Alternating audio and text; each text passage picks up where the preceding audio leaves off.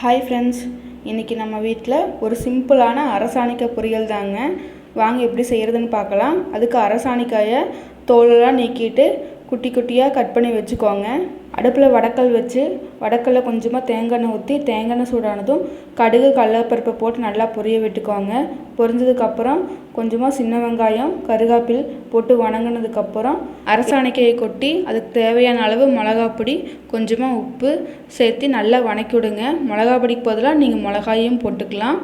இந்த அரசாணிக்காய் வேகிற அளவுக்கு கொஞ்சமாக தண்ணி தெளிச்சு விட்டாலே போதும். அரசாணிக்காய் நல்லா வெந்து வந்துடும். அடுப்பை மீடியம் ஃப்ளேமில் வச்சு ஒரு தட்டத்தை போட்டு மூடிடுங்க.